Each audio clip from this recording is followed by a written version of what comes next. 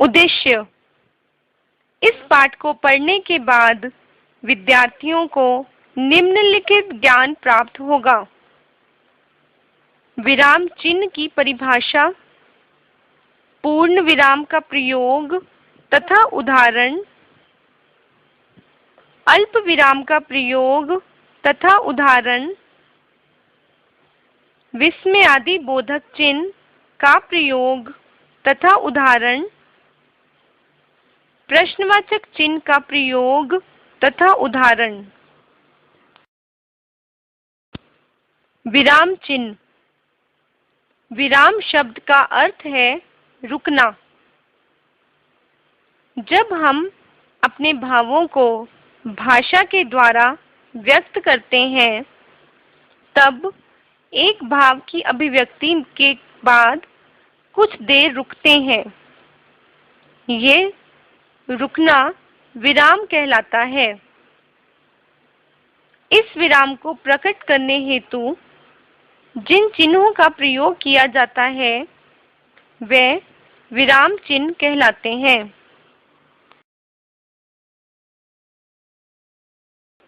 विराम चिन्ह।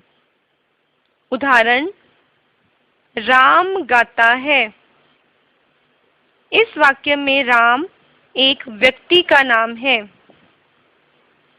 मेज पर कलम रखी है।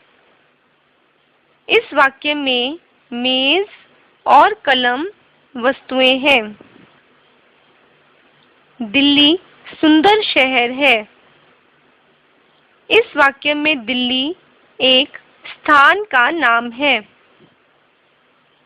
राजेश बहुत कंजूस लड़का है। इस वाक्य में कंजूस एक भाव है। पूर्ण विराम। जहाँ वाक्य पूर्ण होता है, वहाँ पूर्ण विराम चिन्ह का प्रयोग किया जाता है। जैसे, मोहन पुस्तक पढ़ रहा है। राजेश आज बाजार गया था। राधा बहुत ही सुंदर है। लाल किला शाहजहां ने बनवाया था। पक्षी आकाश में उड़ रहे हैं।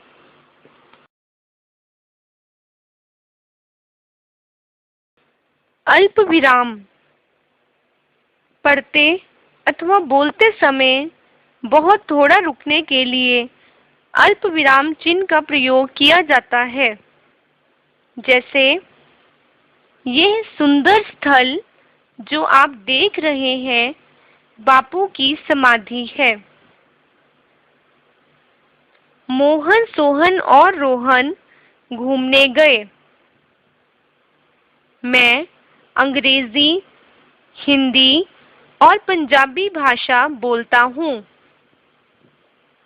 राम, सीता और लक्ष्मण वन को चले।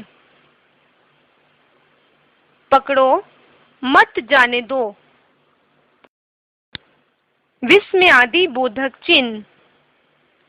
विस्मयादि बोधक चिन्ह का प्रयोग विस्मय, हर्ष, शोक, घृणा आदि भावों को दर्शाने वाले शब्दों के बाद किया जाता है।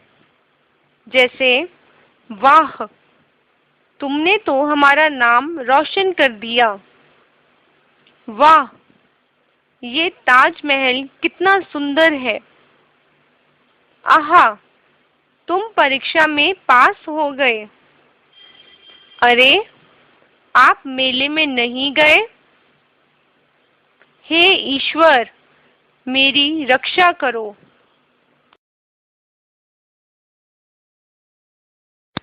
प्रश्नवाचक चिन्ह। प्रश्नवाचक वाक्यों के अंत में प्रश्नवाचक चिन्ह का प्रयोग किया जाता है। जैसे, तुम किस कक्षा में पढ़ते हो? क्या तुम कल स्कूल आओगे? क्या तुम मेरे साथ मंदिर चलोगे? भारत के प्रथम प्रधानमंत्री कौन थे? तुम कहाँ जा रहे हो? फूल किस रंग का है?